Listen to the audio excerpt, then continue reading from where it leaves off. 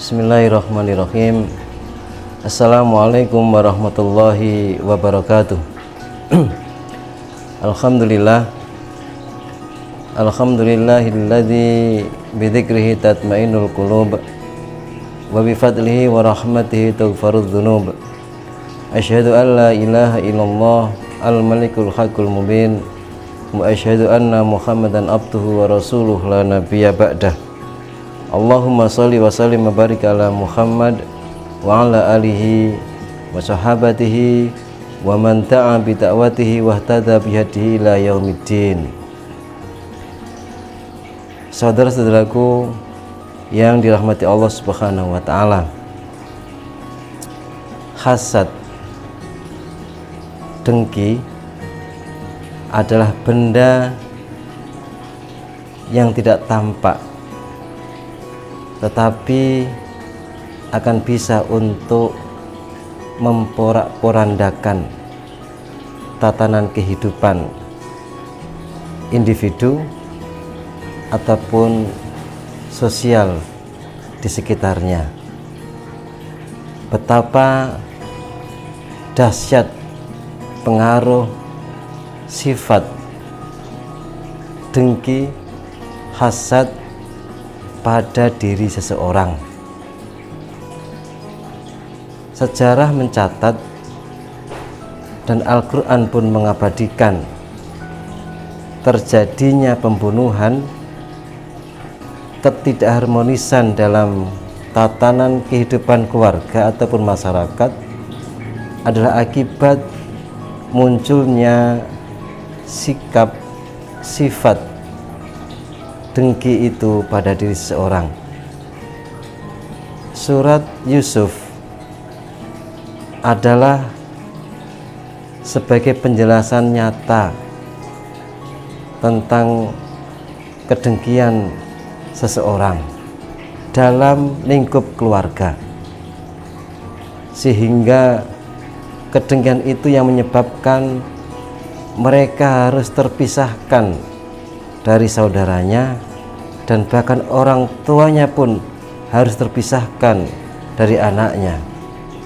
Dan kedengkian itu pun pula yang menyebabkan mengambil korban salah seorang manusia mulia, yaitu Nabi Yusuf alaihissalam, harus ditenggelamkan, harus dibuang, harus dihilangkan dari pandangan kehidupan mereka. Itu fakta dan realita yang terjadi pada kehidupan manusia. Qabil, Habil, peristiwa pembunuhan itu adalah menjadi bukti nyata pula terkait adanya sifat kedengkian pada diri seseorang. Itu sangat menuntut kemungkinan, itu sangat dimungkinkan terjadi pada diri kita semuanya dan di lingkungan kita. Karena itulah kita sebagai umat muslim yang beriman kepada Allah, orang yang ahli ibadah, ahli sholat, ahli kebaikan, hendaknya menjauhi akan sifat ini. Di mana kita itu berada, di keluarga, di masyarakat, atau bahkan mungkin di tempat kerja kita, pasti akan ada, ya, bisa dipastikan ketika di antara kita memiliki sifat dan watak itu akan menimbulkan ketidakharmonisan, ketidaknyamanan, ketidaktentraman, dan tidak hadirnya kebahagiaan dalam keluarga, dalam tempat kerja, atau di lingkungan kita temui itu peristiwa. Keluarga akan berantakan, akan saling bermusuhan, saling membenci ketika di dalam keluarga itu salah satu penghuninya memiliki merawat sifat kedengkian itu.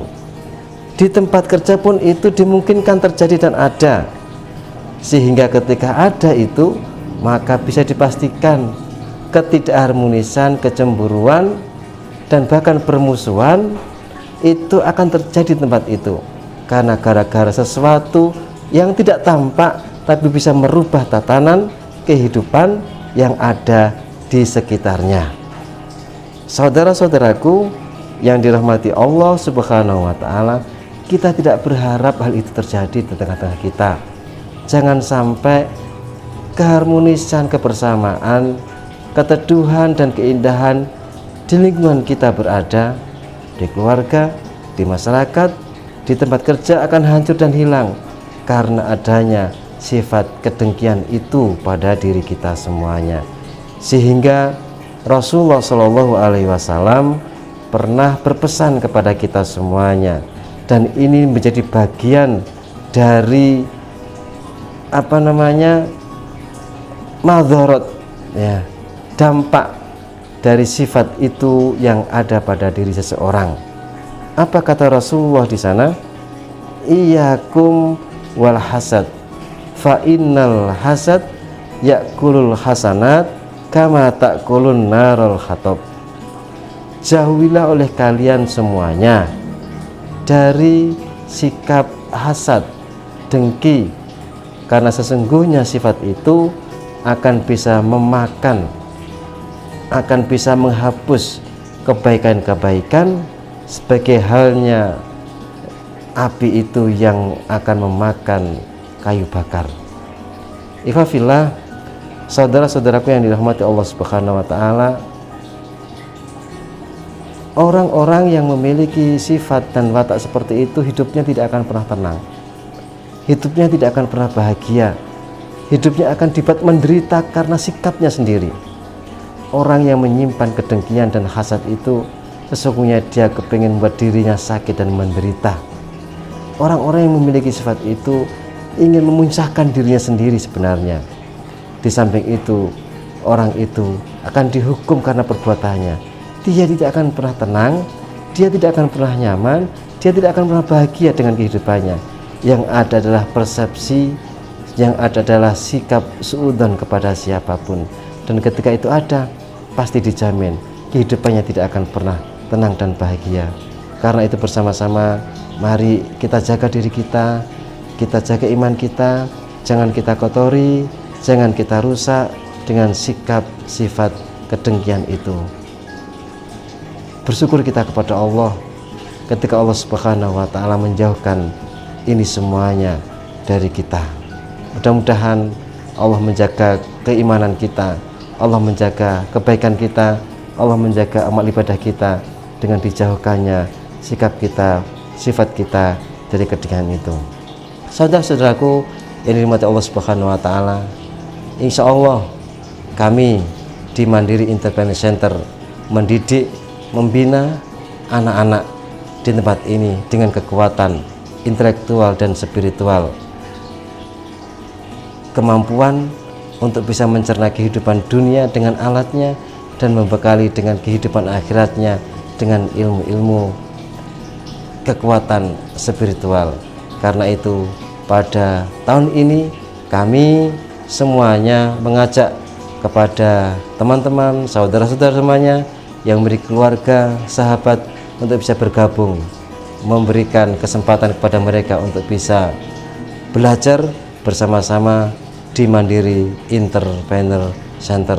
Mudah-mudahan tempat ini akan bisa memberikan manfaat pendidikan yang lebih kepada generasi anak-anak kita semuanya yang memiliki kekuatan intelektual, emosional, spiritual yang akan bisa untuk menggapai harapan cita-cita kita semuanya. Ini yang bisa kita sampaikan, lebih kurang mohon maaf. Ihdinas siratal mustaqim. Wassalamualaikum warahmatullahi wabarakatuh.